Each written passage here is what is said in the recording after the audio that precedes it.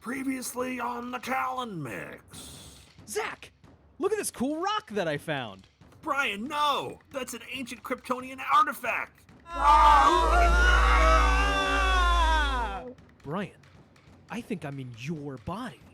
There's been a transference, just like that episode of Smallville we just watched. Also, my dick is enormous now. I was gonna make the same joke. Oh, man. And now, an all-new Talon Mix. This is awesome. Oh, fuck, hey. Good to see you among the living, man. Check it out. It's the latest Talon Mix. Thanks, Pete. Good to see you all among the living. You are listening to the Talon Mix, a Smallville recap podcast for people who have never seen an episode of Smallville. I'm Brian, here as always with my buddy Zach. Zach, how are you doing today? I'm living the dream. It's weird to experience this my brain is still struggling to compress. Right. Well, let's bring people up to speed in case they could not decipher our very clear previously on the Talon Mix. Brian and I are, well, Zach and I. It's hard. It's weird. It's weird to get used to. Yeah, it's weird because I'm looking at, yep, definitely. Zach and I switched bodies. Our consciousness transferred because I foolishly was messing around with what I did not realize was an ancient Kryptonian artifact. I just thought it was a cool rock. It's really, though, when we're dealing with an episode like this, you should have known better. You should have known not to pick up strange spooky really, rocks. Though, I mean, what are the odds of the week we covered the body swap episode in Smallville, we actually swap bodies? A real humdinger. A real. So, I did want to ask, how was Christmas with my family? It was good. It was good. How's Emily? Is she doing okay? Yeah, you know. How is she doing with the body swap thing? Or did you tell her? It's, just kind of keeping it she didn't want to ruin Christmas and everything. Kind of didn't want that whole big complication. So I'm really just, thankfully we've exchanged notes to make this as smooth as possible. I was going to say, did anyone pick up on the fact that we switched bodies? I'm not used to the height thing, so I am stumbling around a lot, and I have thankfully dropped when we first switched, I did spend a lot of time trying to get my usual smooth, silky voice, my fantastic podcasting voice. Yes. Upon realizing that wasn't going to happen, I kind of went up into your usual shrieky weird thing that you do. And then that was fine. That was fine. Everyone just bought it. Yeah. So did you at your family gatherings, was there any time where you had to think on your feet? Someone was like, hey, remember this specific family memory? And you were like, sure. There was a moment where my mother-in-law asked, hey, if you were doing a body swap bit on a podcast and asked if you had to think on your feet about a thing in the moment, what kind of joke would you make? And I went, ah, and I ran away. I mean, it's actually kind of convenient that this happened this week because I didn't have to spend time with my in-laws. I mean, you don't know anyone there already, so you might as well. That's true. That was very true. You know what? They were lovely. They were lovely people. Well, they're not your in-laws. So there you go. That is the difference. Look, they are lovely people. I love them. They're great. I mean, they're great. It's still kind of a uncomfortable thing to spend holidays at the in-laws' house, no matter how nice they are. Exactly. It's a thing. That's the natural order of things. That's the way it should be. That's how it should be. It should be a little ay.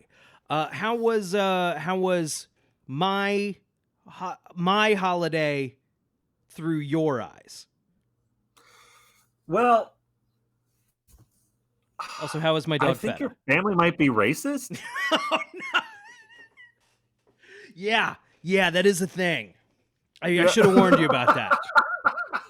I'm totally teasing. Not any more than the average white family in America. Really, no, not really. That was a joke. They were lovely. Most of the people in your family are really tall. Like no one's as tall as you, but everyone's pretty tall, which is Yeah, they're odd. it's a big bunch. It's a big bunch. Yeah. Except for your mom, who is short for some reason. But like even the people who aren't related to you, like your stepbrother, your stepsister, your stepdad, they're tall too. What is that? I'm not sure. The rest, I think something about the transference has been strange. But the rest of my mom's family, have you seen them recently? Are they tall? Is it just my mom?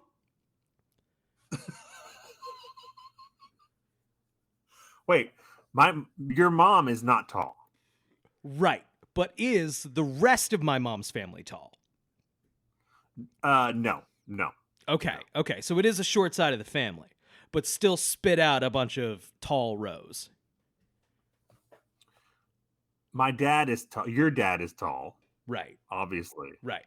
I'm sorry. I don't know why I said my dad. That was weird. That was Well, I mean, it's been a couple of days, and like, as far as I know, this change is permanent. We just have to be used to this now. Brian, do you think we'll ever go back? No, I don't. They seem to figure it out.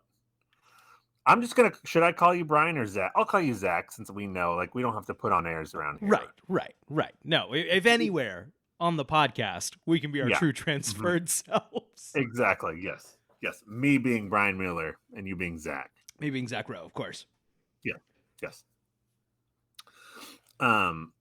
So normally on the podcast, listeners probably know that we talk about kind of what movies or pop culture we've engaged in the past week.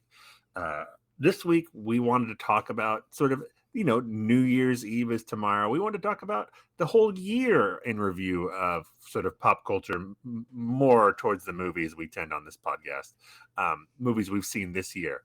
However, since we've swapped bodies, this is going to be kind of confusing for people just listening. Like if someone just tuned in, I don't want them to think that my favorite movie is the same as your favorite movie necessarily. Right. So Brian, being me, I exchanged notes with Zach, and we kind of know the other one's opinion, so we're just going to act like we are. I have enough to riff off of, I think. I can fake a Brian opinion on the year in review. You, Zach, are going to represent me, my Brian's opinions. Right. And I, Brian, in Zach's body, am going to represent Zach's opinions for this portion of the show. Just this portion of the show. Yes. Right. If anyone listening doesn't have a headache yet, just wait. We'll get you there. Try being transferred. That's the real headache. I thought that being transferred would be a lot easier than this. And I'm already struggling. Yeah. Like really hard. Yep. It'll get easier. Okay. This is our first time podcasting after being transferred. So, Zach, why don't you start and tell me, let's talk about, you tell me what my favorite movies were. Right. As if you're me. Just pretend you're me. Sure. Okay. Brian, I did this all at your in-laws. I can. Yeah, right. you gotta be good to go by now. I'm in it. Okay, I'm Brian. Here we go. Gotta say, first of all, I don't have that much to say about it. Man, I'm so good at being you. I don't have that much to say about it. I was ready maybe for Avatar: Way of the Water to I was kind of hoping it would enter the list at the last possible minute, and it didn't. I liked it. I would even go so far as to say I quite liked it. But I would just leave it in I liked it. I don't think it's in my top of the year in any Okay. Would you agree with that? Do you want to have the Avatar 2 talk right now before we do the rest of it, or that's up to you. It's okay. Yeah. So I think you and I are on the same page with it, which is enjoyed the hell out of it, recognized the achievement that it is, appreciate the achievement that it is, no regrets. Right. What an experience. Right. And also we're both kind of like, didn't blow me away. Right. Agreed. Neither did the first Avatar. I feel very similar about them. But like, I enjoyed the whole time I was watching it. I enjoyed it. I mean, Right. Until the last 15 minutes, I wasn't like, oh man, this is a long movie. So, and it is a long movie. It's a long 3 movie. hours and 20 fucking minutes. But yeah, just that guy knows how to make an action sequence. That's the thing that bugs me, and by me I mean you. So there's a conversation around like movies like this that kind of or this movie specifically. I think where the general like conversation can kind of become like a deep story and character, good action for good and for smart people, and smart people who don't like dumb. Action for dumb.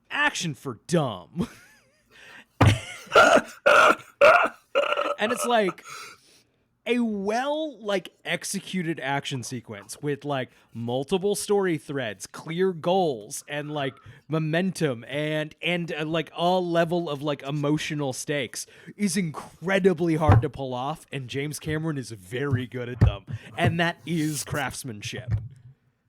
Absolutely. It's frustrating. It's frustrating anytime people lump all the movies or shows in a genre together. Yes. Like, I think people have that view of action just like they used to have that view of horror, because most of it isn't very well done. Sure. Right.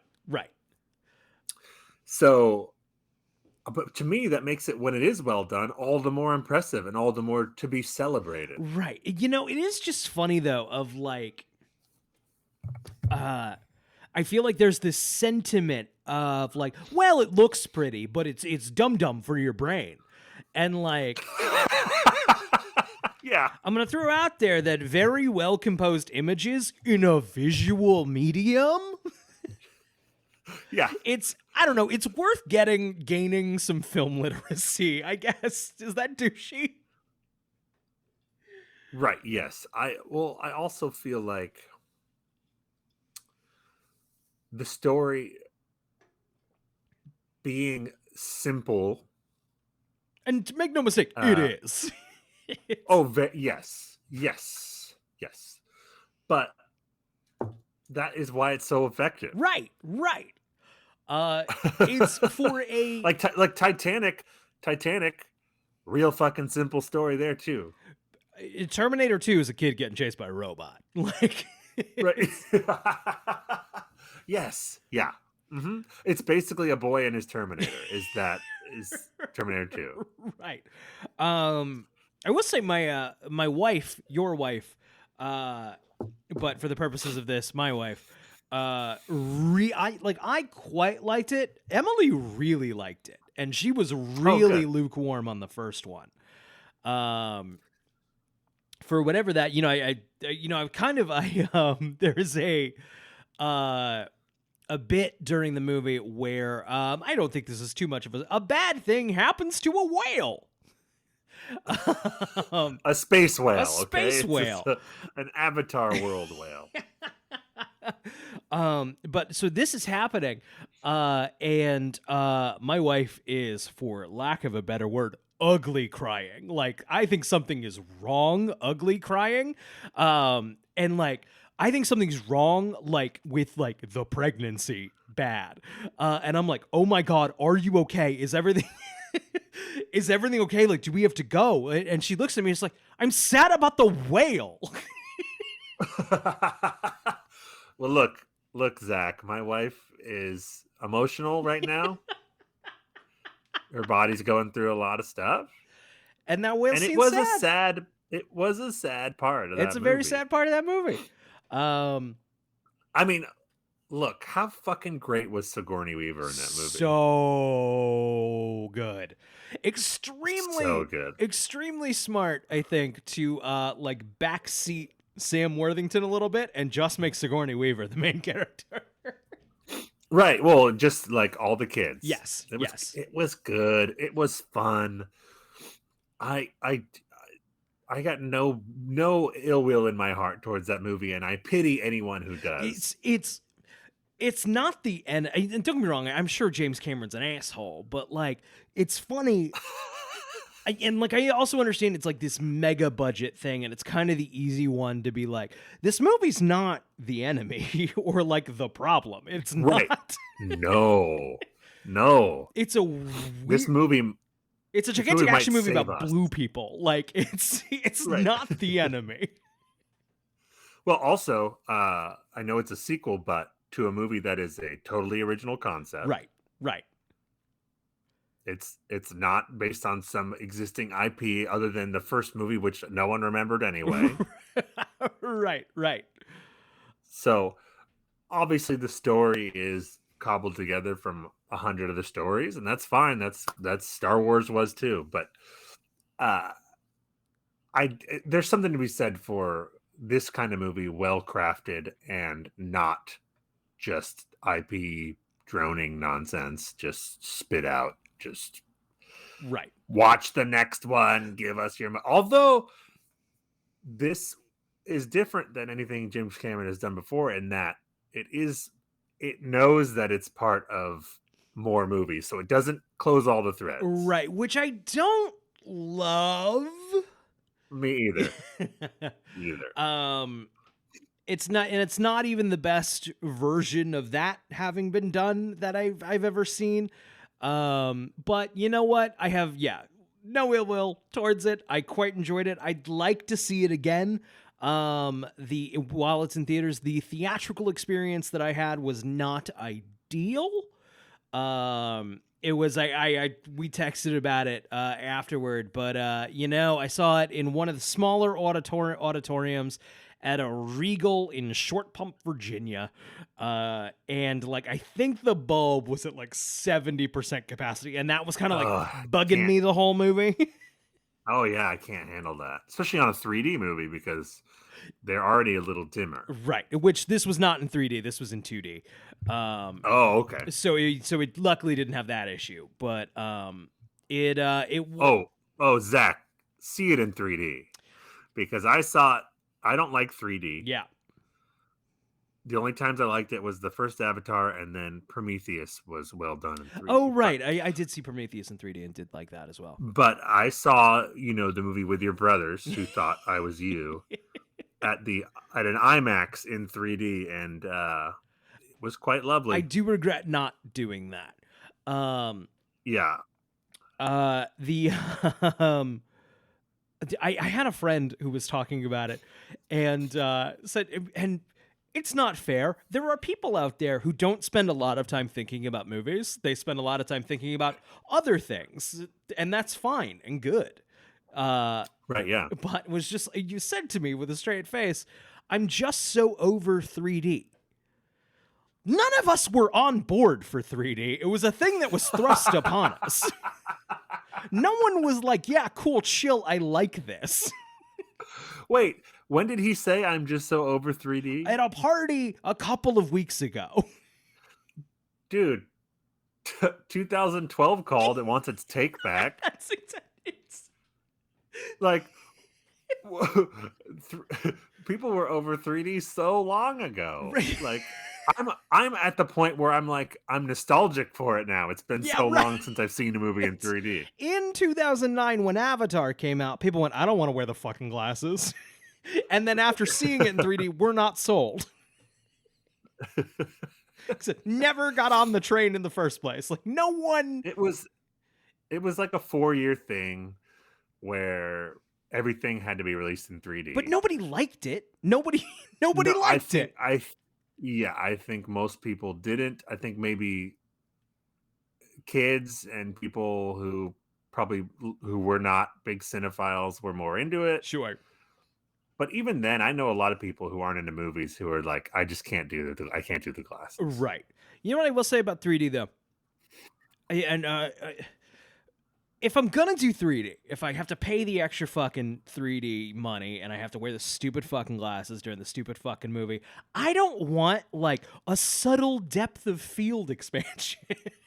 I want fucking the dumb 3D gimmick, you know? Like have me go, "Whoa!" and like right Jaws 3D stuff right towards the screen. Like if you do it in 3D or don't. And the answer was don't frequently. There was a decent amount of stuff like that in the movie. I will say, you probably didn't get this, but because it was IMAX and it was 3D, we got the version which was projected at varying frame rates. Right. I don't think I had that at So certain sections were normal frame rate and certain sections were high frame rate, and it was an interesting experience. Yeah, I'm not sure how I feel about it. Jarring. I'm not super sensitive to frame rates. I fucking hate motion smoothing, don't get me wrong. But yeah, well, in 3D, it didn't bother me. Sure. I think if it wasn't 3D, I would have been bothered by it. It was jarring to go back and forth between the two. Sure. The different frame rates. Sure, that makes sense. Yeah. So, movies of the year. Should we do real quick? I think just our like. I think that's a good call. Should I just shoot you my 5? Oh yeah, do that. Yeah. Mm-hmm. Okay, great. Mm-hmm. And I'll shoot you mine here. Hold on. Type them up real quick. Great. You could just, when you're talking about these movies, just kind of do your best job to sound like me and have my opinions about it. Great. Would you like all 5 at once, or would you like do one and one? Yeah, I didn't prepare them in order. Great. I should have thought about that. So let's just do one and one. Yeah, I'll do one and one. Great. I'm gonna go for this is a pretty informal ranking just for but the first one I'll bring up, Jackass Forever. I know it's like not for everybody, but it was like just seeing your favorite band get back together and just play, no new songs, just playing the hits. And you're like, but you don't want them to play new songs when they're back together. You know what I mean? Right.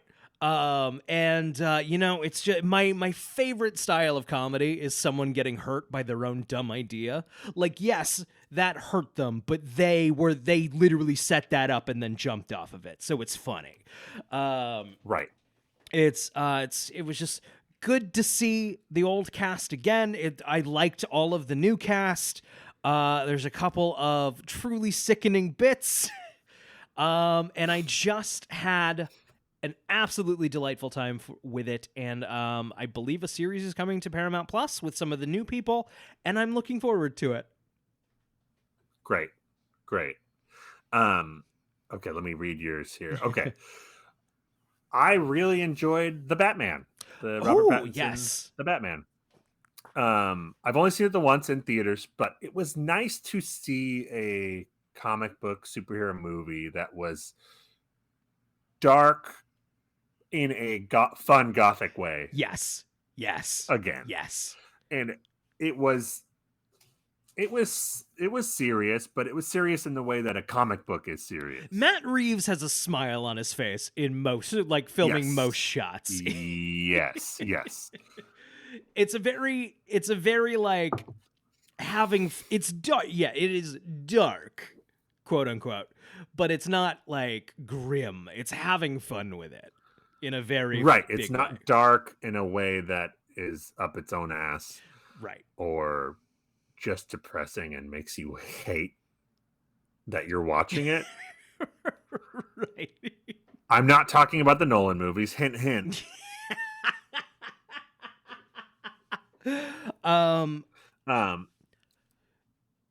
It's a good movie.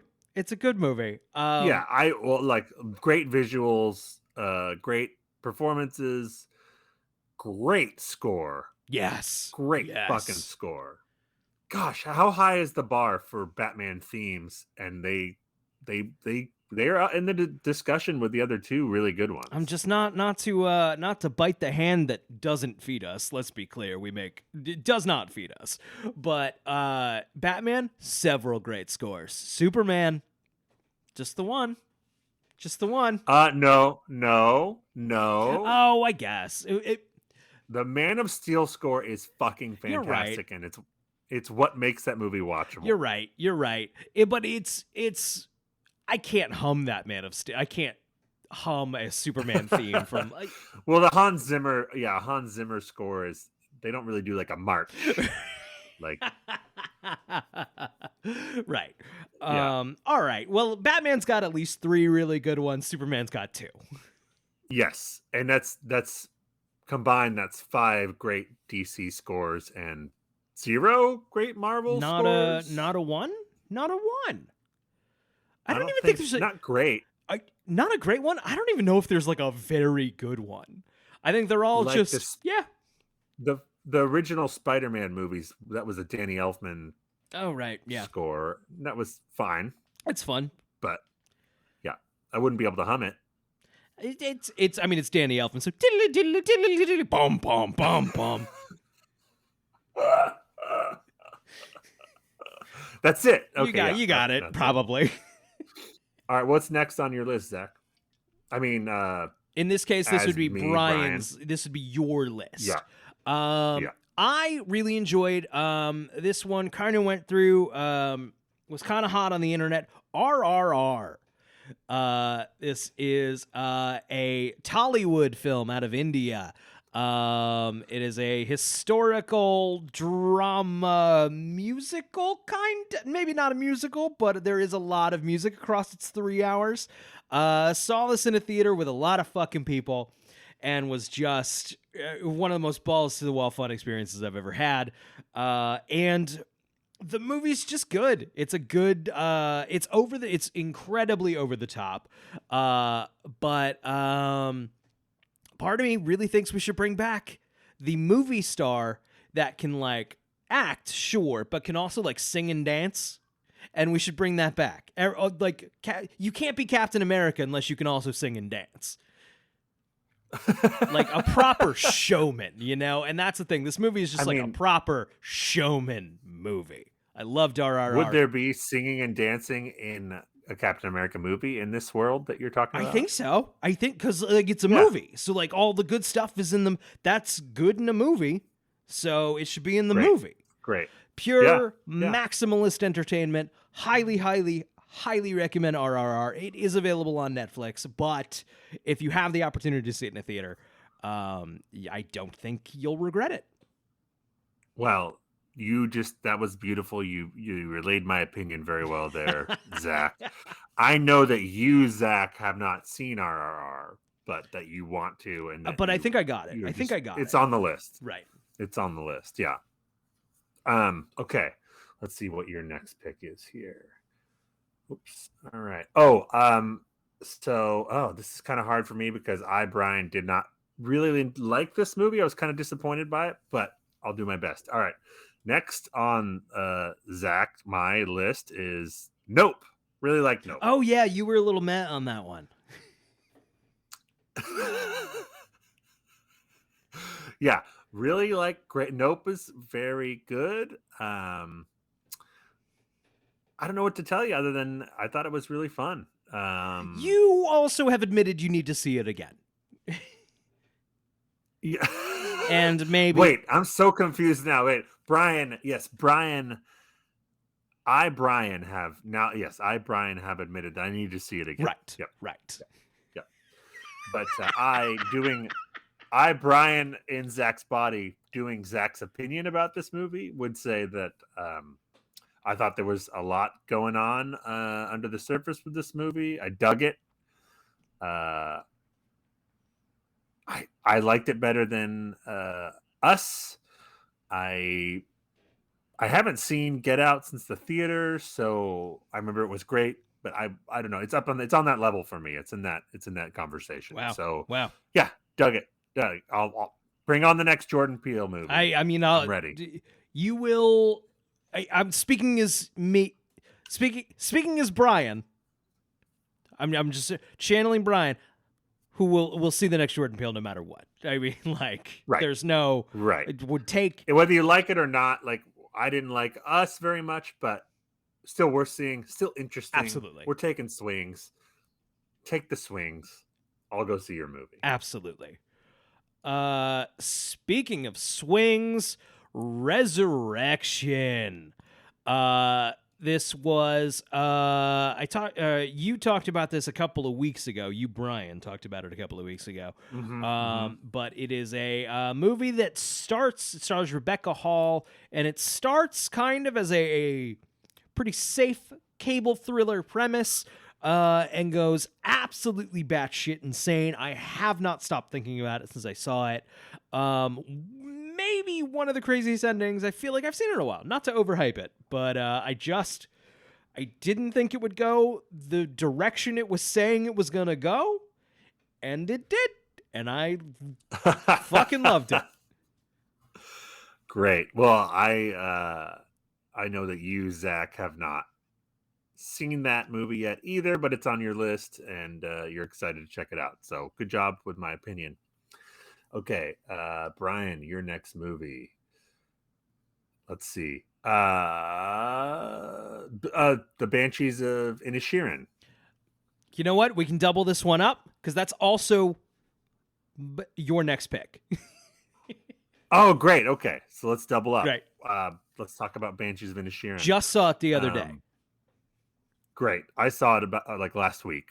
I mean, it's just fucking good writing, man. It's good writing, good acting. It's firing on all cylinders. David Ehrlich, in reference to women, David Ehrlich is a critic for IndieWire. In reference to the movie Women Talking, which you also enjoyed, you being Brian. Yes. Talked about like how the script easily could have been a play. Easily. But like it's so fucking gorgeous that like you're so glad it's not. And that is exactly how I feel about Banshees. The script is easily... Well, I mean, the island is a big element, and the atmosphere is huge. Right. Yeah. But I think it's my favorite McDonough. And I like all of them. Yeah, me too. Just that perfect, like a very small but very there's so many layers to it. There's so much going on beneath the very simple surface, and of course it becomes shockingly violent at parts. Yes, but also it's such a universal thing that everyone has been through, with like a friendship that has run its course. Yep. I'm not hinting at anything, Brian. I think we're still in our prime. Or sorry, Zach, we're still in our prime. But that one of you has outgrown the other one. Yeah. And that's a terrible, awkward, awful thing. Yeah. And God, and the acting is just so fucking good across the board. Colin Farrell and Brendan Gleeson back at it again after since In Bruges. Yeah. And just existential quip after existential quip, like. Yeah, and the sister of Colin Farrell, I don't know the actress's name. She's fantastic. Yep. And then he's the up and comer who plays the kind of dim kid. I recognize his face, but I don't know who he is. He was the Joker in that one scene in the Batman. Got it. Okay. He was fantastic. The whole movie's fantastic. Great. Just watch it. Just watch it. I wasn't a huge fan of Three Billboards, but I loved this. So if you weren't a huge fan of Three Billboards, you still might love this one. Give it a shot. I really liked Three Billboards, and I fucking loved this one 10 times more. Great. Great. It's just one of those like stunning fucking. My wife and I, Emily and I sat there just in stunned silence afterwards. Hypothetically, if we had planned to do a bit, if this whole thing was a bit, which of course it's not, boy, it sure would have been easier to say that we just pre-recorded this segment. Oh my gosh, that would have been so much easier. Yeah, too bad this isn't a bit. Too bad this is a very real transference.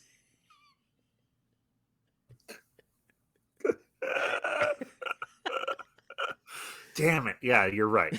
Gosh. Well, I wish it was a bit. Yeah. And that would have been great. Yep. Definitely not. Definitely not. So I think Avatar might be on my list also, but we just talked about it. So I'm gonna put The Fablemans.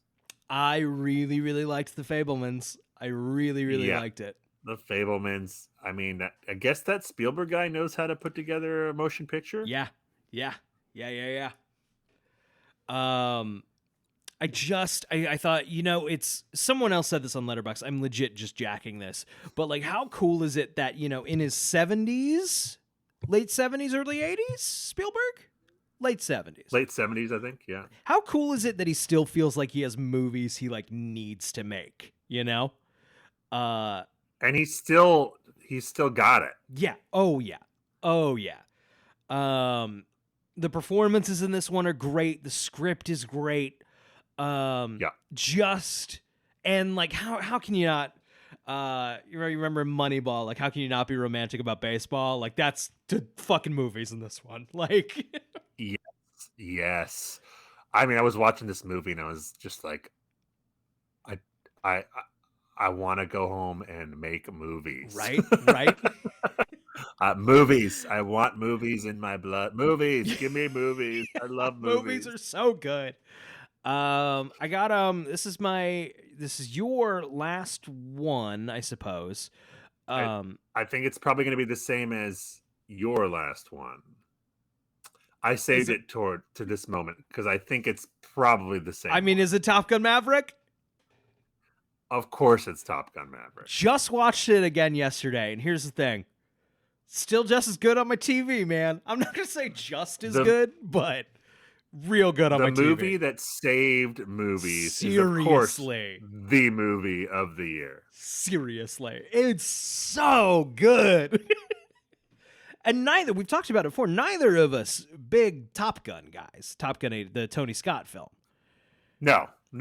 Neither of us big Top Gun guys. Neither of us big aviation heads. Nope. Neither of us big military guys. Nope. Neither of us. But, I mean, what's there to say? It's just fucking a blast from the past of a movie. Just a well-crafted movie. Also, shoot things outside. Get off the green screen. This to you recently, which is it's nice to see a big budget extravaganza movie where you can see the money on screen. Yes, absolutely. It's sometimes instead of like it's like, oh, this looks like it was filmed in someone's garage in front of a green screen for $5 million. It's seriously, you watch one of these fucking Marvel things and it's like, this costs how much? Oh, the DC, most of the DC stuff is just as bad or even worse. Yeah. Not the Batman, but like, I mean, I haven't seen Black Adam, but just based on the trailer, definitely. I can't believe that costs more than $20 million. Seriously. I mean, that all went to The Rock. Right. Yeah, it was all for paying for his protein shakes. But man, it's a similarly to Avatar, I think it's simple. It's dirt simple. It's just Star Wars. It is the Star Wars fucking Death Star trench run. And it's fucking simple. It is clear. It is, boom, we have characters with goals. We have characters that conflict. We have incredible action sequences. We have a romance. Jennifer Connelly is so fucking pretty. Jesus Christ. Yeah, I've had a crush on her forever. And Top Gun has the one thing that Avatar didn't have, which is the supernova star presence that is Tom Cruise. Here, I've always been a fan and I've always been a vocal fan, but it's good to just throw it out there like, man, I'm a big fan of Tom Cruise. I think he's a good actor. I like him. I'm going to be honest with you. I've always been a fan, but I felt like in the last few movies, even in the Mission Impossible movies, which I adore, it felt like he wasn't really acting. He was just like, he was there doing the big stunts and then saying the lines. this was a performance. Yes. This was a star performance. Yes. And it was nice to be like, this dude still has it. He I still got it. I perfectly articulated of like, there's actual, like, I don't know, there's something going on behind the eyes. It's pretend, he's fake. Yes. Tom Cruise Of doesn't, course. but Maverick did. I mean, it was great. Also, did you see the IMAX Mission Impossible preview? No. Well, you saw it, but not on IMAX. I Sure. sent it to you. Right. Yes. Of the stunt from the new Mission Impossible movie. Yes. Let's go. Let's go, Brian. It's the Zach, I'm talking to myself. The promotional cycle has begun, where it's because here's the thing: the plot of what is this, 7? This is 7. Yes, 7 part 1. Right. The plot will be something to the plot will be something along the lines of a nuclear bomb that someone probably shouldn't have. They're going to try and get, and Tom Cruise is going. Also, but Tom Cruise will have to go rogue. Right. He will have to break the rules outside of IMF. Right. Of course. So it's like the promotional cycle for these movies aren't going to be about what the story of the movie is. There's usually like the casting usually isn't that exciting. It's all about just like, yo, what's this guy going to jump off of? What is this fucking guy doing? What is this crazy motherfucker doing this time? And it's and don't get me wrong, like when you have that like fuck you Tom Cruise money, the movie has to be really good. He knows that, so that he can keep jumping off of stuff. They're not going to keep paying for it if like they don't see the returns, and the returns keep coming because the movies are really good. So they just it's very clearly like a do it again until here's money until it's good. And it works every time, baby.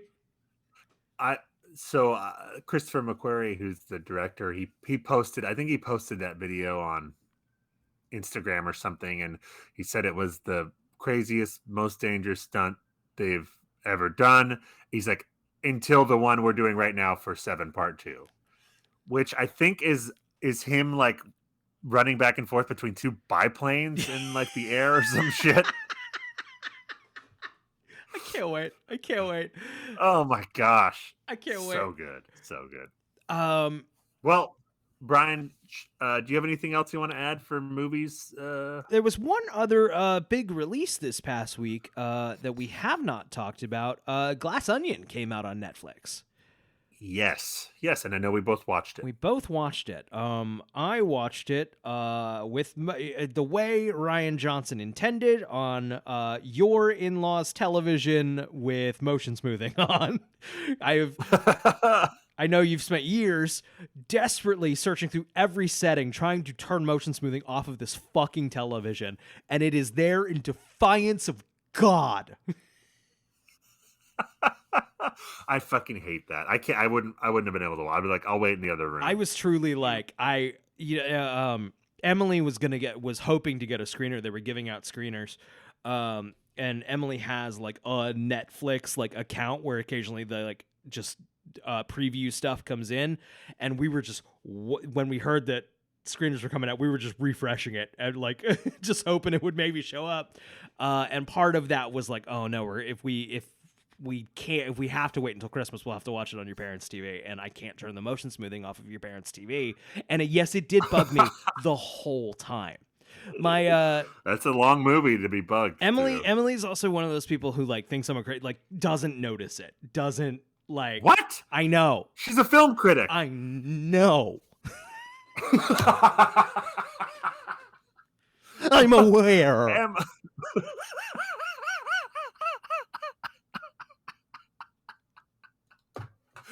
This critic of the cinematic arts cannot tell the difference between it's if I really like insist someone look at this and then look at that, look at this and then look at this. She'll eventually be like, I mean, I can see a difference, but like I don't really care. Oh man. It literally drives me up a fucking wall. That's brutal. Oh gosh. And it's funny. I would love to not care about it. I know. That I would think be, that's great. of like I can like catch it, and it's not.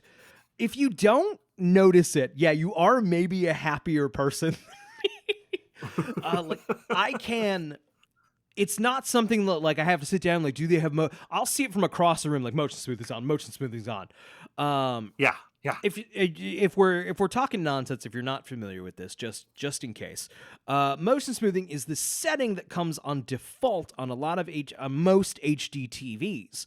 And the thing is that sports, which is what most people primarily use their televisions for, let's be real, do look really good with it. Whatever it does, it basically adds a couple of artificial frames to the image that sort of smoothens it out.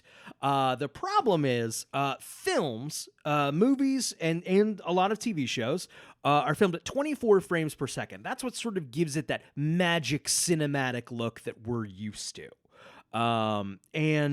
Motion smoothing artificially adds extra frames, and that's what kind of gives it that weird, smooth soap opera-y effect that looks terrible and should die.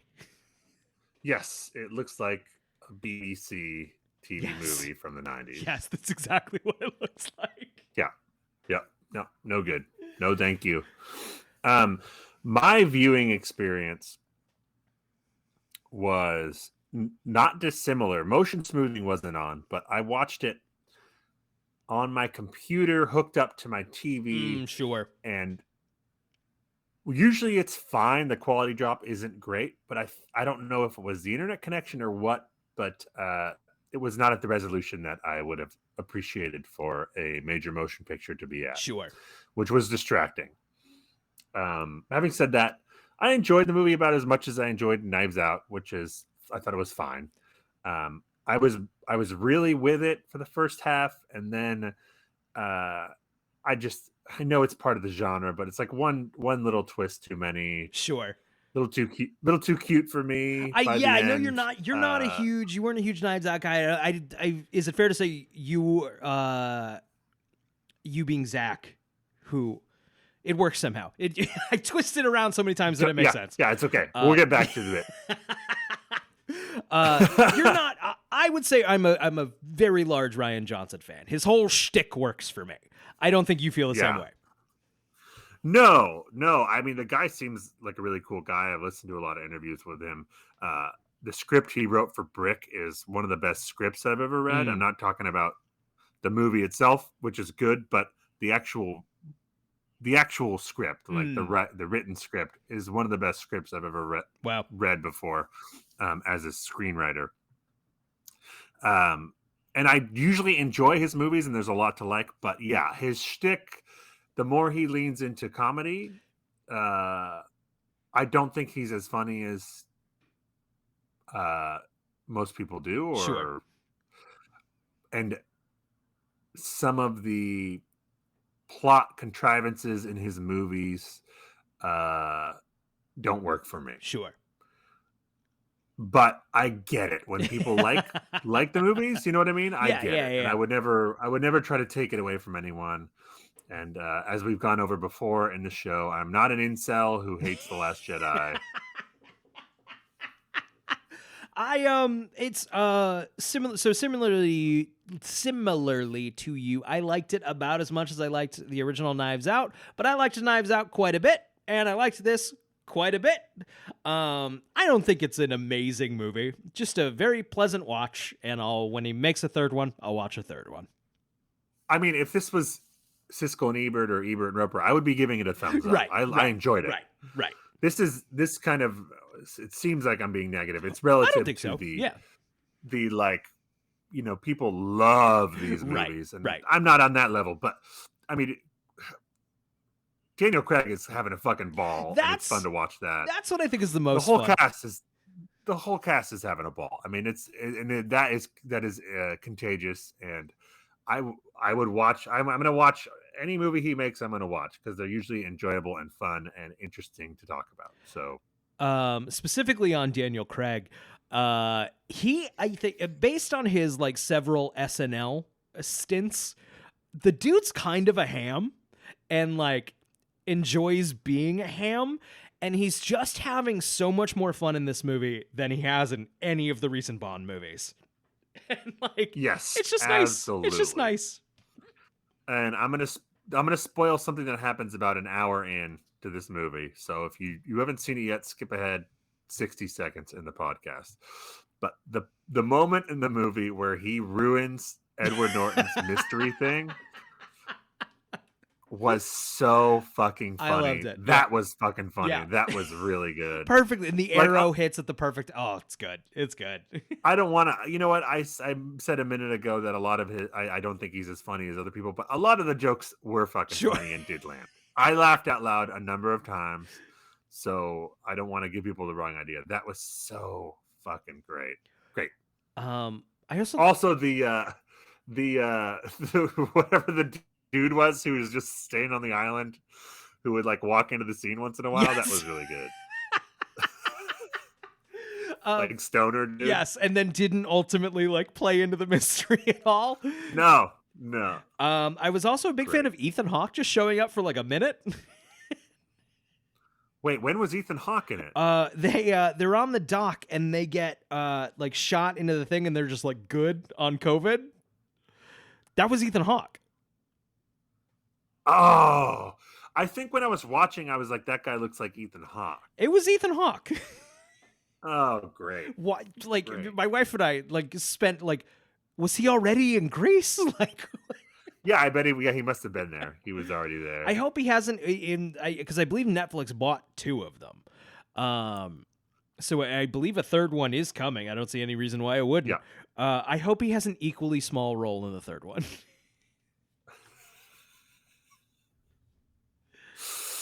I'm watching the third one. Yeah. But all right, I'm good on movies. Great. Should we start the recap portion of this? Start the recap portion of this. On the WB Wednesday. Clark, what are you doing? Don't you wish? Something has changed. I don't remember you being a Scotch drinker. You're right. You're absolutely right. I'm not myself. And only one man. Who the hell do you think you are? Knows the truth. It's me, Mom. It's Clark. This is Lionel Luthor. Fresh Smallville on the WB Wednesday. It's me, Mom. It's Clark. Fresh Smallville. Ooh, that boy. That was actually a pretty accurate representation of the episode. They just, in all these promos, they just up the intensity level about 100 times. Like, it's not that intense. We're having fun here on This is Smallville. This is the best episode maybe yet, I think.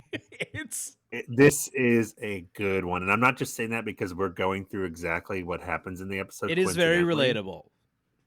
But I do like seeing myself depicted in media. I mean, we're having fun in season 4, Brian. We're having fun in season 4. Zach. Yes, right. Of course. It's hard. I'm worried that if we don't find a way to transfer back, our consciousness will permanently set. Yes, because I'm looking at you, Zach, in me, Brian's body. So I want to call you Brian. It's a weird thing. It's weird. And I'm worried about it. Definitely not. It's not just a bit that we've been fucking up. It's the weird thing to really experience that's really happening. It definitely 100% not a bit we were not anticipating to feel so complicated.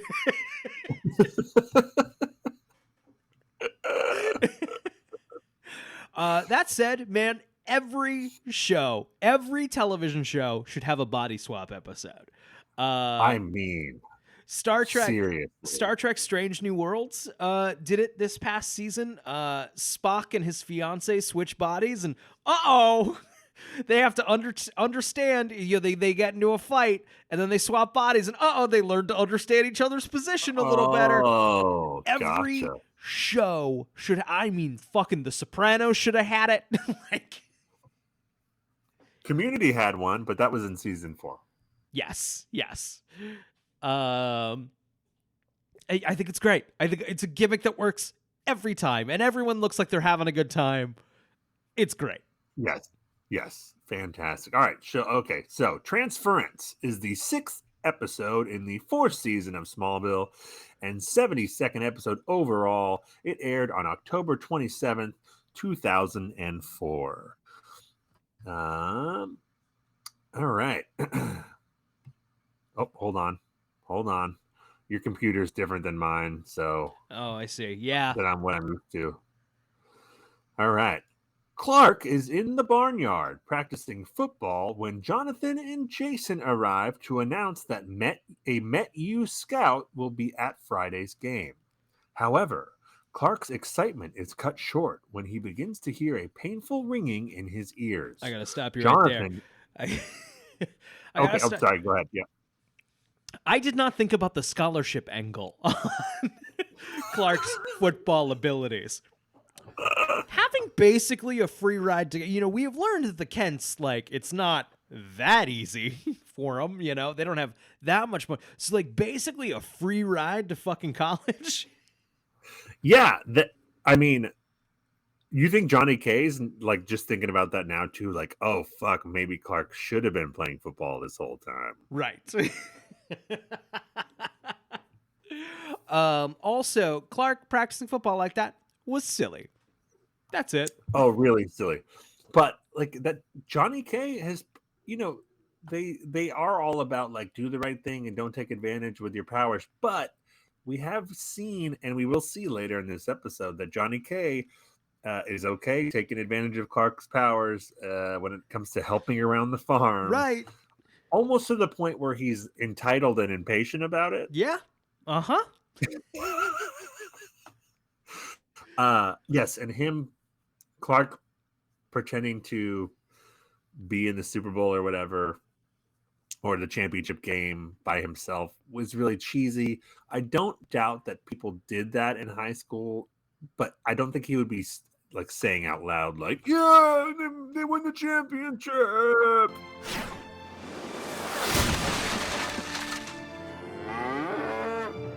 And the Crows take the state championship. I knew you were talented. I didn't know you could see into the future. I was just practicing. It's always such a funny problem, and I always enjoy having to problem solve in this way. Is there a better way to show someone coming in cold, like I heard about Smallville, to communicate quickly? Clark's on the football team. He likes playing football because he's going to say the opposite later in the episode. Right. Oh, that's true. Yep. I don't know what else to do. It's economical. Yeah. But Although it's dopey.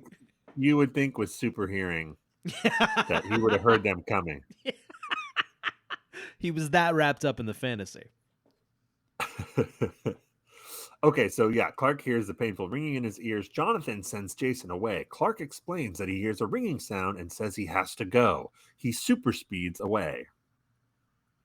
At the Kansas State Penitentiary, Lionel is having a visitation with Lex. He looks very weak and pained. Lex remarks that he probably has about a month to live. Lionel explains that he did not want to die without telling Lex he loved him and reaches across the table to him.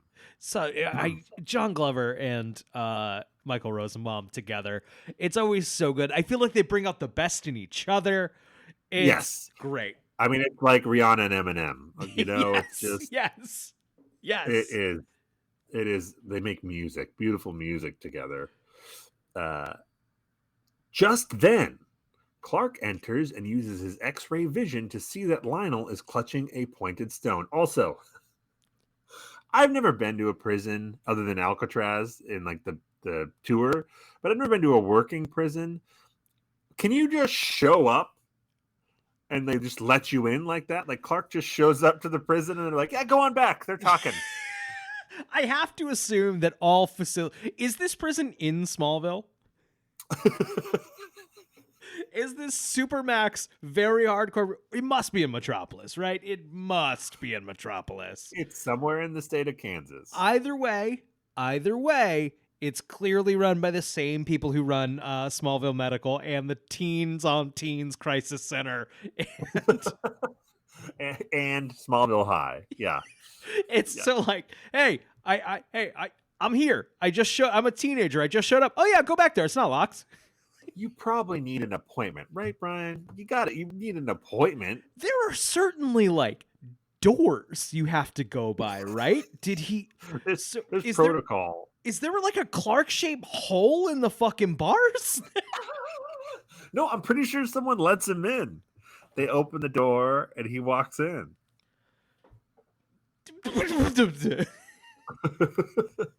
Okay. He rushes between them and lifts Lionel away from Lex. Lionel grabs Clark's fist, and the spirits of the two men swirl and merge. That's actually a pretty good description of what we see in that scene. They're swirling and merging. They switch bodies and fall away from each other. The guards rush in and haul Clark in Lionel's body away as he protests. Great. Oh, it's so good.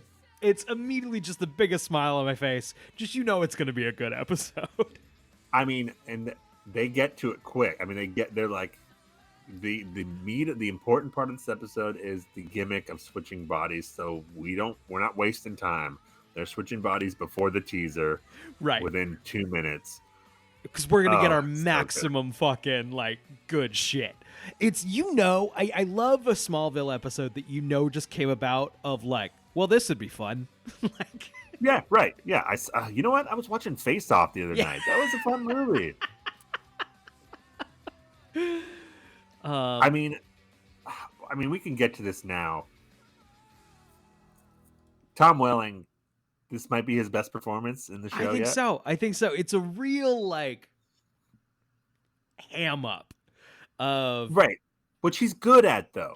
I agree. No, I this reminded me of like every time we have a guest on that, and I'm so thankful for all the guests who have been on the show over the time we've been doing this. But every single one is like, "What up with Tom Welling? He is good. He is. He's great when he plays Red K Clark, or any kind of off Clark. He's great. Yes, it's the character of Clark doesn't have a lot to do other than look kind of dopey, right? Like which is really clear when you see like Tom Welling is doing an impression of John Glover in this episode. Yes. John Glover is doing an impression of really terrible actor who just like he's doing like, I am just saying these lines. Right. I texted you. I actually think Tom Welling wins this act off with John Glover. I can't. I don't. I suppose disagree. You know what I was surprised by was knowing that the body swap episode was coming up. I still weirdly thought that like John Glover as Clark would be kind of the main focus of the episode, though it immediately clicked into my brain like, oh no, the hot like quote unquote teen, the hot person is still going to be the main like draw of the episode. They're going to focus on the high school characters, of course. I didn't even think about that, but that's of course. And also, Lionel is the more interesting. Lionel in Clark's body is more interesting than Clark and Lionel's body. Definitely. You know what I'm saying? Definitely, 100%, 100. And you know what? It worked. Although the stuff with Clark in prison is good stuff. Where he's good. He has to fight the big bad guy or whatever. Right. Okay. Great. Should we talk about Okay. Sorry, I'm not used to doing this through your eyes, Zach. So and getting used to your eyes, Brian, even just like the shape of your mouth is weird. Also, go to a dentist. Just throwing that out there. I could floss a little more. You're right. I'm sorry. I could floss a little more. Okay, Clark. Wait, gosh, they're not going to do this the entire time. They are. Oh, the wiki made the same mistake that we hypothetically made if this was a bit. Yes, once again, exactly. not a bit. The wiki is every time we talk about Lionel or Clark from now on, we're going to say Lionel in Clark's body or Clark in Lionel's body. Wiki, if only I could have gone back in time and warned you. That's a different gimmick for a different podcast episode. Lionel and Clark's body stutters out an explanation to Lex, who offers to take him home. Lex drops Clark off and he wanders around the barnyard where he finds Jonathan, who asks him to lift up the tractor. Lionel is astonished to discover that he can. Johnny K's like, hey, will you help me lift up the tractor? And, of course, Lionel's like, what do you mean? And Johnny K's really impatient. He's like, come on, I'm trying to get this done. It's good, though. It's so good. We already got the scene also before this. We skipped Lionel in Clark's body with Lex in the car. They do mention it. I'm seeing it now. But just Tom Welling is just doing a John Glover's Lionel impression. It's really fun. But he's also now talking like a crazy person. Do you ever feel guilty? About sending your father to prison, I mean. Why would I? The man murdered his parents. I did society a favor. And that blood relationship, it doesn't mean anything to you. Clark, since when did you become president of my father's fan club? You're right. Of course. He's only your father. Why should you feel anything?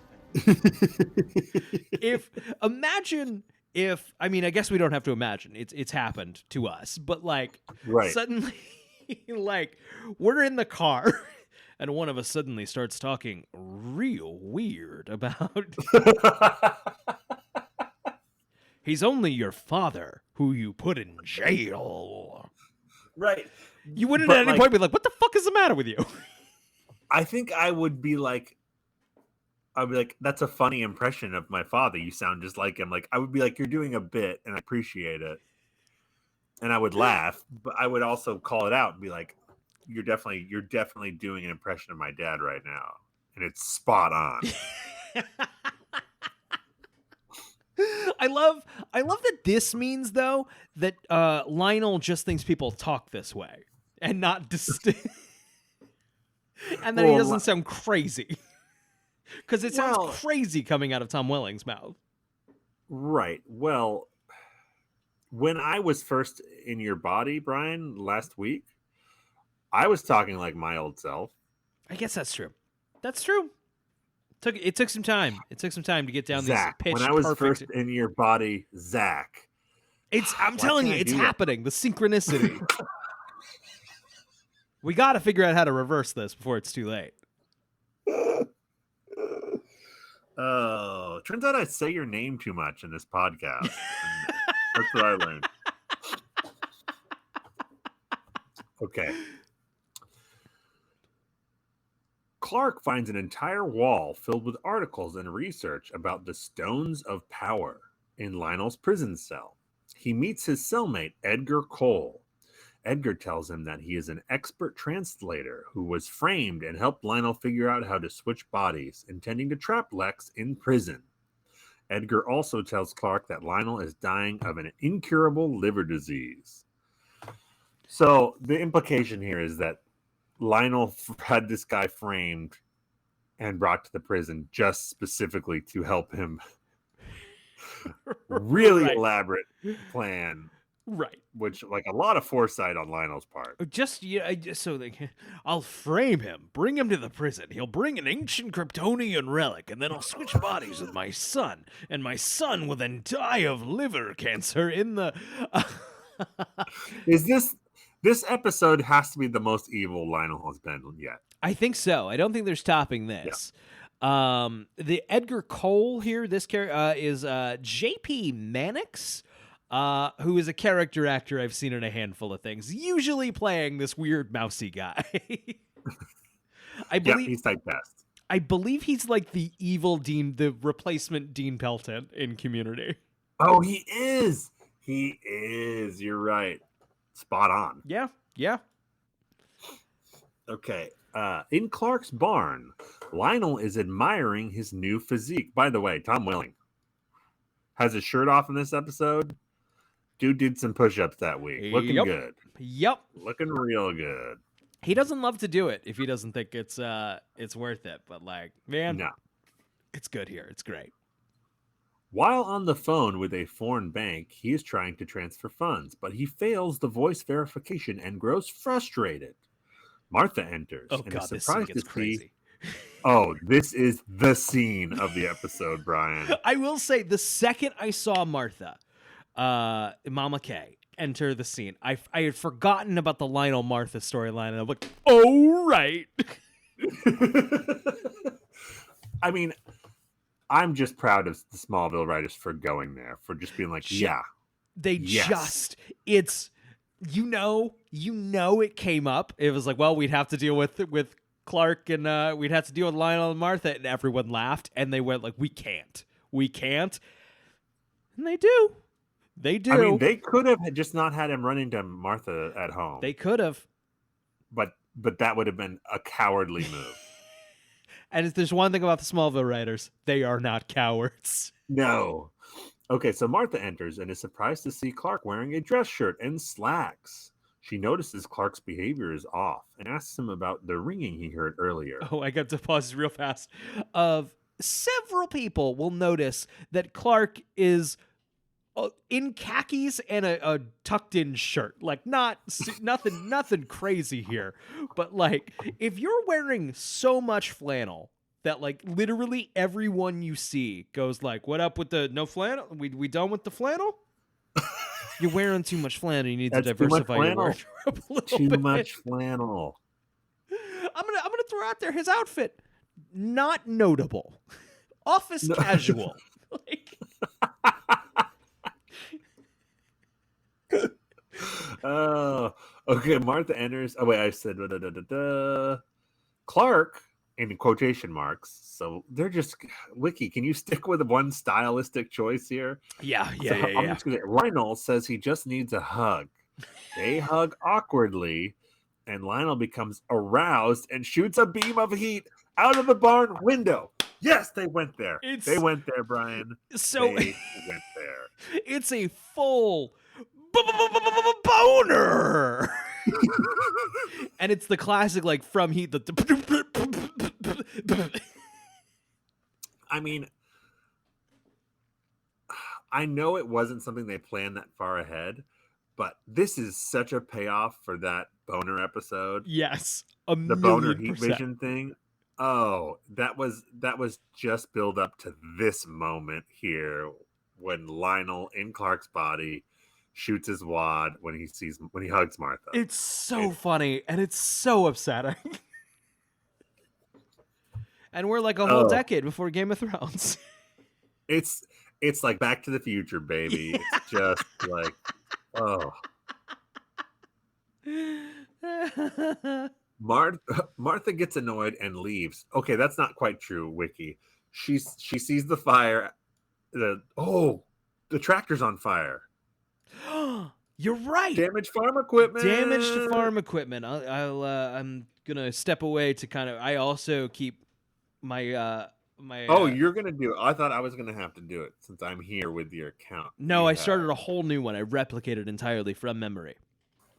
Not that I don't trust you, Zach, but just in case we switch back, you're going to want your original one. You're probably right. You know what? That's smart. Not that I think we'll switch back. I think the transference will be permanent. No, I mean, like, if it was a bit, I could see us switching back, but. Yeah. Okay. First damaged farm equipment of the season. Wow.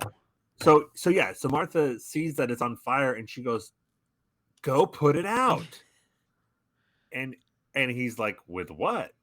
And Martha says, like, almost like she's playing a teenage girl. She goes, "With your hands? Like, you idiot."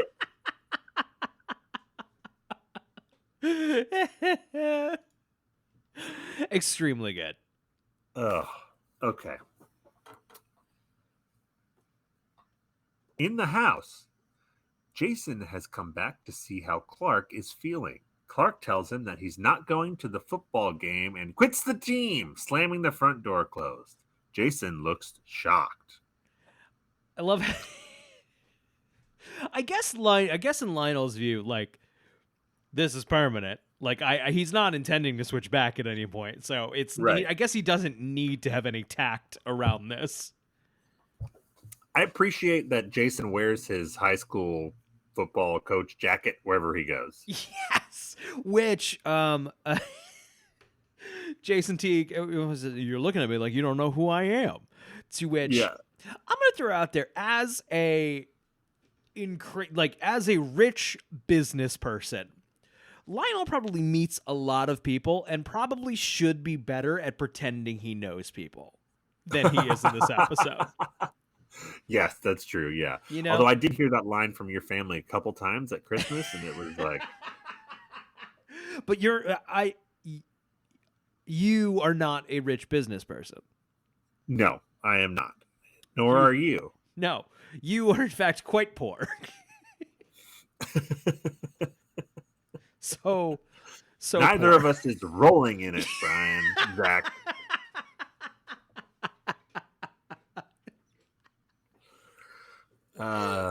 Okay. In prison, Clark as Lionel asks Edgar to help him make a phone call. When they enter the common area, a large convict roughs Clark up, threatening to kill him. Without his abilities, Clark is powerless to fight back. So the guy, first of all, the guy calls Clark Trump several times. Real proud of that. Yep. This is when Trump was a punchline that wasn't president yet, not a punchline that had been president. Right. Basically, Lionel owes this guy money for whatever reason, and the guy's says he's gonna kill him if he doesn't get him the money by tomorrow at whatever o'clock. Which the move here would so we've also learned like phone calls is very strict. I think like one a week. It's been wired to your account. You can't. I don't have it here. That'll buy me more time. Yeah. Yeah, I wired it. Yeah. You think I have it in my pillowcase? Yeah. What are you gonna do with it in here? Lionel tries to access the Luthor Core company database from the computers in the Torch office. Oh, this scene made me uncomfortable. But Lionel has changed the password. Chloe arrives and also comments on Clark's attire. Lionel starts playing mind games with Chloe, asking her what she would do if Lionel were to get out of prison. He then starts going on about how he finds her fascinating and leans in to kiss her. Yucky. Oh, the wiki gets this wrong. The wiki says just as they are about to kiss, he pulls back and whispers cruelly, "Don't you wish," and saunters off. Don't they actually kiss for a minute? I know. I think it's a close one. Oh, I think the wiki is correct. Right.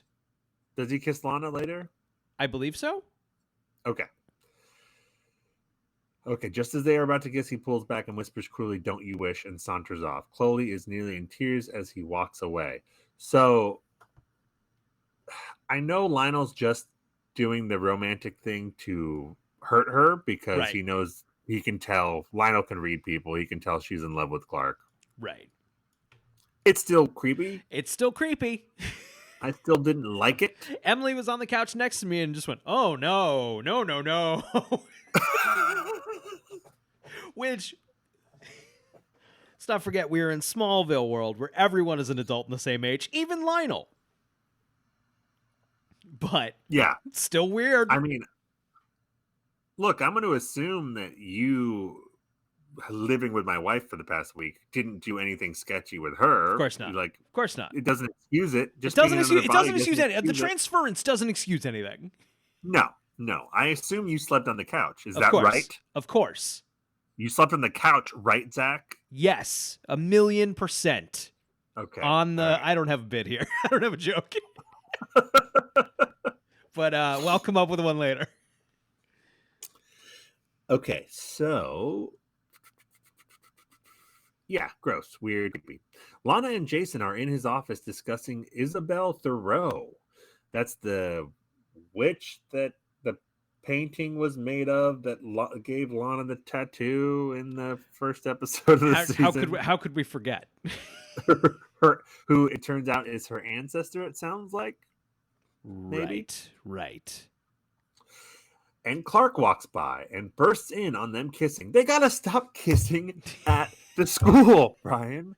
What the fuck? What is that? Does that just give him a thrill to do it at school? Like, how dumb are you? How dumb are you? Truly psychotically dumb. I did have to. Emily was sitting next to me while I was watching this, and then she excitedly, more mortified, like, "Is she dating a teacher?" So I had to explain the whole thing.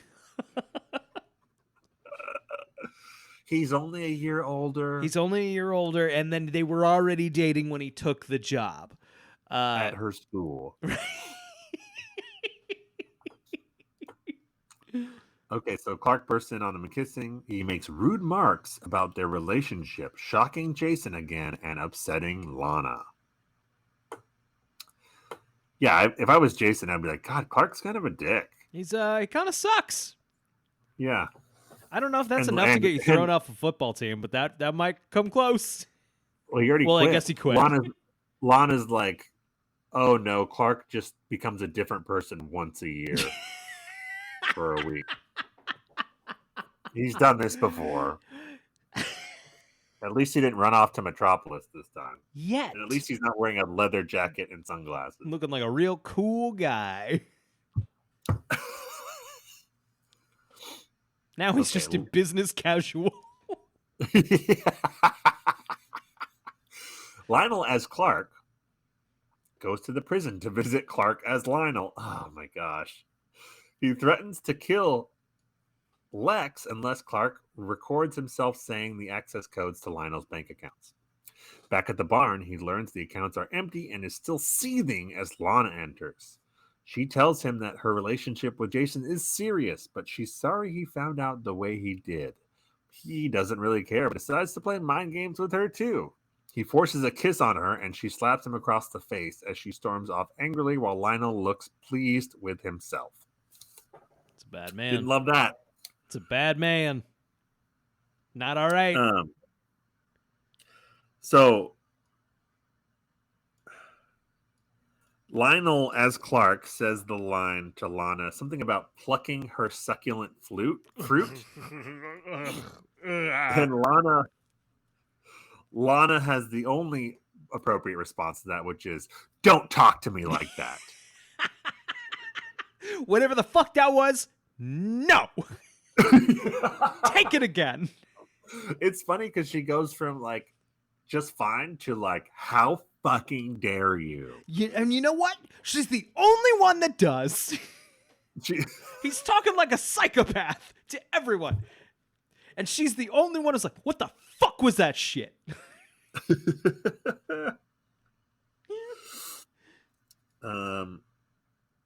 Okay. Martha arrives at the prison to visit Lionel. He tells her a story she already knows about how when he was 6, he super sped into the woods and got lost. Lionel is Clark as Lionel convinces her that he is really Clark inside. He explains how the stone caused them to switch bodies and warns her of who she thinks is Clark. Part of me thought initially that, like, man, she buys that pretty fast. But also, it's season 4 of fucking Smallville. Like, why? You could have believed it the first time he said it. She's not Johnny K. Yeah. She's not going to be like, I've heard some stories in my life. A transference? Don't be ridiculous. Yeah. Lionel as Clark then goes to Luthor Mansion to force the money out of Lex. Through his words and actions, Lex realizes that he is really Lionel as he forces the life out of him. Lex, meanwhile, buys it pretty fast. What is he forces the life out of him? That is a crazy way to say chokes.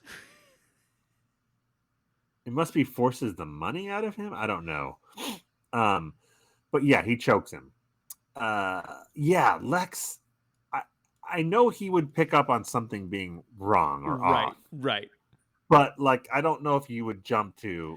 It's... Clark, you must be my father in someone else's body. Clark has a very goofy, like, I need $57 million. now. And Lex is just immediately like, a transference has taken place. Which, I mean, now that we have experienced it in real life, it's not as far-fetched to you and me. No, it's I mean, it's actually I think it's pretty common. I think anyone who just picks up a random rare Kryptonian rock and shows it to their buddy, Well, those things are a dime a dozen. they're everywhere. Martha shows up and subdues Clark with a meteor rock, but he zips away. She tries to call Jonathan to warn him, but Clark, quotation marks, arrives first and throws Jonathan across the room. Boy, does he ever. He launches Johnny K 20 feet into all the shelves in the kitchen. Like, Johnny K's dead. Is there He's dead from that. Right. Is there a good reason to not just kill him? Maybe he fully intended to, because you're right. He does like... Right, yeah, maybe he's like, this surely would murder this man. He is not bouncing back from this. Right. He is just in time to answer a call from Edgar. At the prison, Edgar explains that the transference is temporary unless one of the people is dead. At the same time, the convict is harassing Lionel again, Lionel quotation marks, in the common room. Once again, he calls him Trump. Real proud of that one. He fights back and a riot breaks out. So Clark fights back against this guy. He ends up like winning the fight, and the prisoners start chanting, Lionel, Lionel. Love it. Love a good, and then a prison riot breaks out. Love a good prison riot. Yes. Is that where we see the Clark as Lionel, walking through the crowd as the needle drop plays? Oh, yeah. I think this is where the needle drop comes in. Yeah. Which is Jimmy Eat World. Big get. Oh, is it? Yes, it is. It's real good. And Tom Welling's having a lot of fun with it. I mean, the moment is fantastic. I don't know if the needle drop is great. I know. It's a very Smallville needle drop, though. Yes. Yeah. I had a big smile on my face when it happened, not because it was good, but I liked it.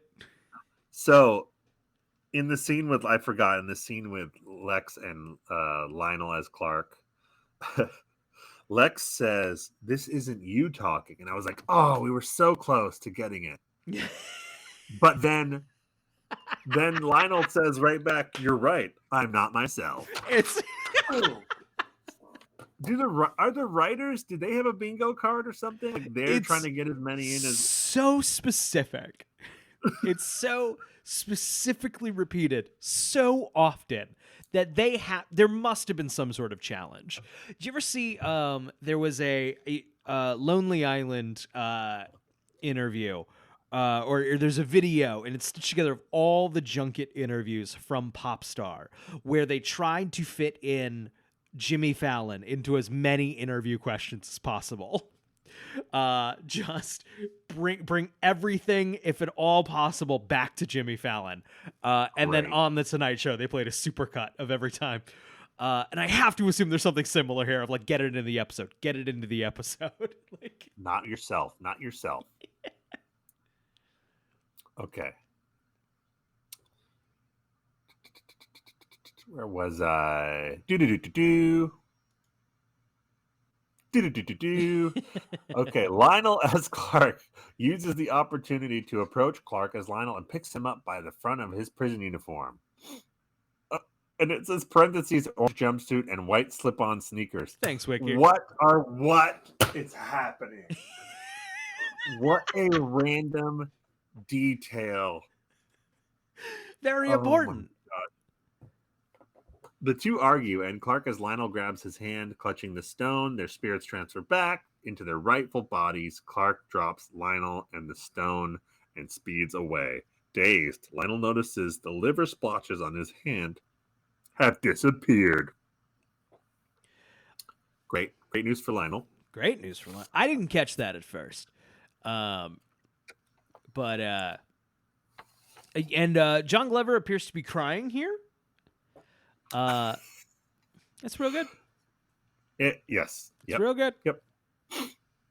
Back home, Martha and Jonathan inform Clark that Lionel as Clark quit the football team and upset both Chloe and Lana. This is funny. It's good. Clark explains that he was drawn to the stone just like he was as Kal-El. He tells them about the altar and the caves and about how he believes the stones are meant for him to find. They warn him of Lionel since he knows his secret, but Clark remarks that Lionel is dying. Also, when we come back to Lionel, turns out he forgot everything. Memory loss. Yeah. Memory loss. I thought that was cheap. I didn't like. That's my one mark again. I didn't like it. I thought they should have committed to it. If he has memory loss, Clark has to have it too. That's like, unless he's Kryptonian, so it's fine. Fuck you. Yeah, it's cheating. It's cheating. Although one could argue, perhaps Lionel is lying about not remembering. That's true. That's a Lionel move. Yes. So maybe. But I'm going to put memory loss because at least he claims to have had it. He certainly couldn't well, you see, a transference took place. That's right, yeah. Unless he was talking to Lex and he'd be like, yep, I believe it. Do you think our transference it will fix any of our medical anomalies? Oh, that would be sweet. But I think then one of us would have to be super powered first. Fuck. Oh, got it. Yeah. That doesn't just come with the territory, yeah. But then it doesn't make sense, though. I guess if he went to Clark's body and came back, maybe he carried a little of it with him. That's what it was. Oh, do you have an issue with the magic with the magic consciousness changing rock? Is it not lining up enough for you, Brian? At school, Clark tries to patch up his friendships with Chloe and Lana, who are still furious. Chloe suggests he get psychological help, and Lana angrily asks him to keep quiet about her and Jason, not realizing that Clark didn't know what Lionel did as Clark. Chloe recommending psychological help is maybe not handled with the delicacy we would now. What does she say? Refresh my memory. I mean, it is just very like, I think you need to find some help. Psychological help. And it's just like, it's... Okay, Chloe. And it's Clark's response of being like, I don't need to talk to someone. And it's like, well, Clark, you might want... Clark, that might actually be the only window out of here that, like... She's giving you a chance, yeah. We're out of plausible things here now. You think of all people, Chloe would understand this body swapping thing. Yeah, right. I think you could just... And also, Clark, or Lionel as Clark, did call her Miss Sullivan. Right. You literally, there have been, in the first season alone, there were like 24 meteor freak incidents at this high school. Yes. Clark, you could explain this without having to tell her what you know about the meteor rock, or the Kryptonian rock, or whatever. Lana too. Also, There's no. Also, yeah, Lex knows. Right. Just be like, hey, Lex can vouch. Right. Lionel was in my body for a day. Yeah, this is a non-issue. I think you could even go to Jason Teague and just go, yeah, Lionel Luthor took over my body. Welcome to Smallville. This happens sometimes. Did you hear about Bug Boy? No, because we're too busy hearing about the 30 other people that tried to kidnap and try to kill Lana. Did you hear about the axe last year? And then the kid who shot at you with a shotgun. Like last week. Or what about the teacher that kidnapped you and tried to burn you alive? And then, yeah, that. But this is a non-issue because everyone's going to forget about it next week. Lastly, Clark goes to see Lex, who immediately threatens Clark with the 4-barrel pistol. As Lex knows Lionel could be inside Clark's body, he must have proof it is Clark in Clark's body. Lex asks Clark about what the two joke about concerning the day they met. Lex gives Clark some background, and Clark wonders out loud about the 20 questions. What? What? Lex gives Clark some background, and Clark wonders out loud about the 20 questions routine, about the grilling, the interrogation he's receiving from Lex. Oh gosh, that's the wording here. But also Clark Clark seems stunned that Lex would maybe want to be sure. Yeah, right. Yeah, Clark, a little more understanding. Lex won't have any stalling and again threatens Clark with a gun. Clark, realizing Lionel, also upset, did a number on Lex, backs off and replies, "He told you to drive slower." Basically, it's so confusing. Lex is like, "What did your dad say to me Right. when I almost killed you and drove you, the car accident, the pilot, and he told you to drive slower." Right. Lex drops the pistol and welcomes Clark back with a hug, by the way. It doesn't say that, but they give an embrace. Right. Lex Clark shippers Me. ate that up with their Me. YouTube videos. Me. Make them kiss. While Lex wonders how it all happens and Clark again plays dumb, this time Lex doesn't push it. The wiki says, parentheses, friendship. There's somebody new taking over here, I think, on the Smallville wiki, and I'm a fan. This time Lex doesn't push it. Friendship. He wants to thank Clark for saving him, as otherwise it would have been him locked away in prison dying of liver failure. Clark asks a favor of Lex to help Edgar out of prison. After asking a few questions, Lex agrees to try and get an innocent man out of prison. Whew. This is hard in your body reading this. It's difficult. I mean, it's always hard when I do it every week, but it's especially hard now. Yeah, wow, I'm really appreciating the the rest of it there. At the prison, it is confirmed that Lionel's liver has indeed healed itself, and Edgar is released. He climbs into a waiting limousine to be greeted by Bridget Crosby, played by Margot Kidder, who collects the crystal of water from him. I assume that's the rock, the Kryptonian thing. It's fucking. The second you bring and like I'm a D&D guy, so like don't get me wrong, I've thrown in my share of fucking magic rocks. It's silly every time. Yeah, just silly MacGuffin rocks. Don't get me wrong, love them, use them all the time. But the one thing that the wiki didn't mention, and it's very important, is that at the end of the episode, Lionel says a line which leads us into the next phase of Lionel, which is the born again Lionel, one of my favorite Lionel phases. Basically, he implies that he has, because Clark was in his body, he has felt that something like, what did he say? Like some good has been in him, or some right. Some presence has been in him, and it has changed him. Right. And now we are entering a phase where, Lionel claims to be a changed man, and basically wants to be a good person now. Whether or not that's true or whether or not he sticks to it, I will not spoil here, but he does. That's the next phase. Brian, I'm so excited you seem to have gone. Normally you're the one excited about what's upcoming, or normally I'm the one excited about what's upcoming for Lionel, right, and remembering the show, because I've seen it several times, but you seem to, while you've been spending time, because all the DVDs are there. Got it.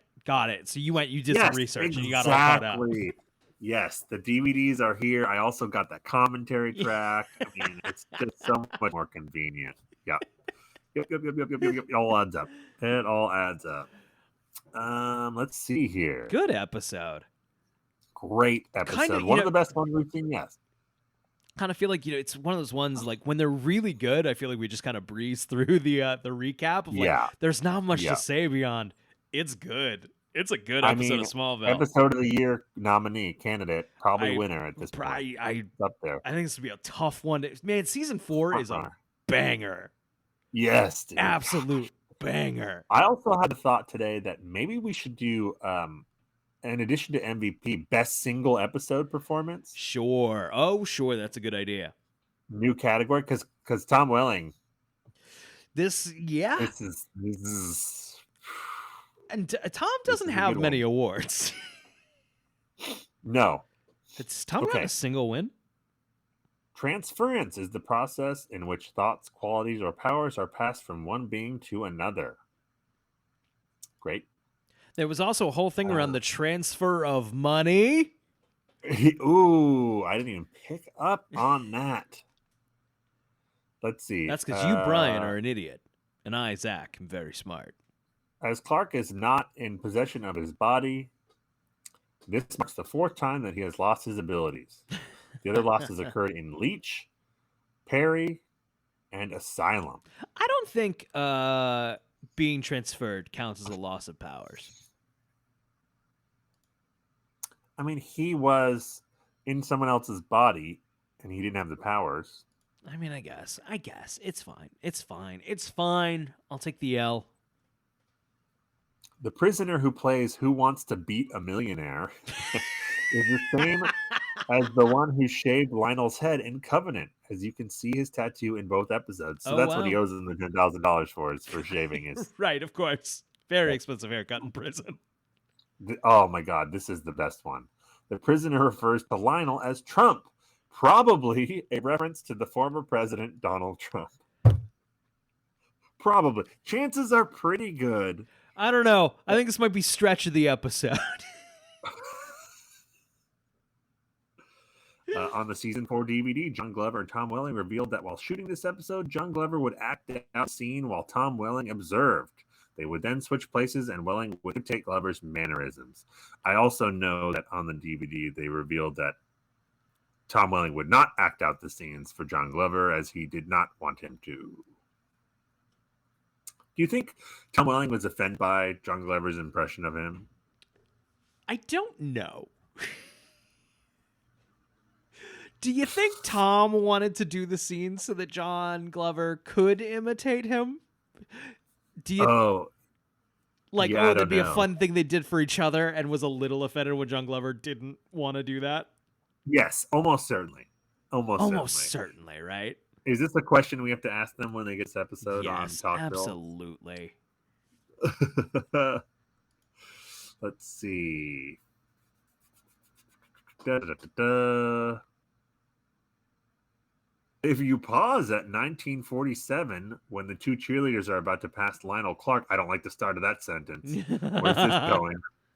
The classic Superman shield symbol is visible on a Join the Pep Squad poster. Oh, weird. That's more obvious than we usually get. But you have to pause it. Got it. Although that Lionel means canonically, Superman is just wearing the shield from his high school. Yes, absolutely. Although Lionel is in Clark's body at the time, this marks the first time that he and Lana have been depicted interacting with each other. Wow. John Glover and Lana Lang, no scenes together till now. Huh. That's kind of crazy. And still none. Lionel and Lana have interacted, but John Glover and they will. I suppose they will. All right. Definitely, they interact a lot more when Lana marries Lex. Yep. All right. I think that's it. Good episode. Great episode. Great episode. Great episode. Oh my gosh. If this were a bit that we were doing, it would make sense if we ended the bit now at the end of the episode. Like if, we got back into our normal bodies. So obviously this isn't a bit. This is not a bit. Right. So that's not a thing that. Not. But I wouldn't joke about this. So for this very real situation that we're in, I have thought of an idea, something that might actually help reverse a retransference, if you will. Oh, okay. May I ask the Smallville gods? Oh my gosh, yes, you fucking genius, Zach Rowe with a big dick. You are a fucking genius. Oh my gosh. Do you want to cue me up? Yeah. Okay. Let me see if I can do this in your body right. Zach, do you have any questions for the Smallville gods? Yeah. Hey, Smallville gods. Could you just retransfer us back into our regular bodies? Good night, everybody. Yeah!